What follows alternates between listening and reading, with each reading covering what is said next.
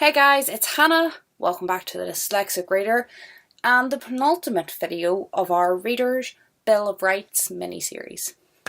The ninth right of a reader is the right to read out loud. Now this is something that I personally don't do. Of course, I agree that if you are in your home, sitting reading, read out loud if you want.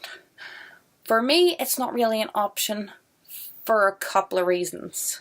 One, my house is small and a lot of it is open planned, kind of. So no matter where I am in the house, if I am reading, I am sure to disturb boyfriend and he won't be too happy. Number two, my job is essentially talking all day long, so I think if I came home and talked to myself all day long, I would very quickly lose my voice. And number three, dyslexia makes it almost impossible to read out loud without making a major mess of it.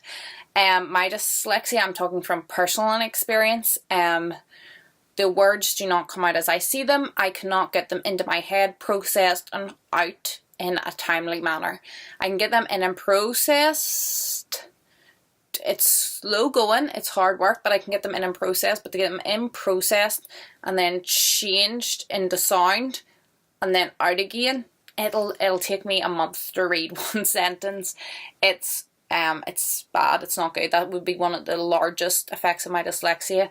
The words come out in the wrong order and my brain gets ahead of itself and stumbles, and it's just not good. Also, I do a lot of reading in public, and I don't think people would appreciate if I was just sitting in the park reading like the fourth book in a fantasy series and they had no clue what was going on and I'm just like reading out loud. I think I would get complaints. So I personally never read out loud. Now what I do sometimes, if I'm finding a book very difficult, I will get the accompanying audiobook if I can get my hands on it and listen and follow, which I guess is a support that I use to help me with the text, and I'm sure for some people reading out loud is a support. It helps them kind of by hearing it and maybe helps them read. I know a lot of children, obviously being a teacher, reading out loud really helps them. Unfortunately in the classroom I can't really let them constantly read out loud because they're just disturbing everyone else, which is it's one of the things I hate about my job, because some children just need to hear it. Reading it doesn't really get it in, but they can read it and then say it aloud to themselves. It helps it go in so much better, and I know that that's the case, so I wouldn't be surprised if a lot of you comment down below saying that when you're alone you read out loud. Maybe it changes into adulthood, but I know a lot of kids who it really does cement it. But when you have 30 kids sitting reading, you can't have them all reading different books out loud over the top of each other. It just wouldn't work. So sometimes I do send kids out for like a silent reading time, like out in a space where they can do that, because I know it really does help them, it supports them, it makes them feel more confident.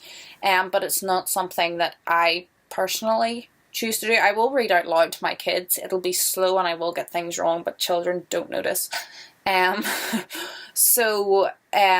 Yeah, as I said, because of my dyslexia, just where I read and the fact that I have to talk all day for my job, it probably wouldn't be good for me to read out loud. But I would be really, really interested to see whether you guys read out loud. Do you kind of read out loud in your head, if you know what I'm trying to say?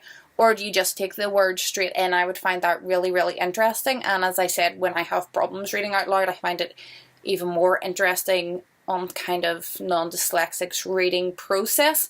So please comment down below and let me know your thoughts on this topic. Please join us tomorrow for the final day, and it's about reading tastes.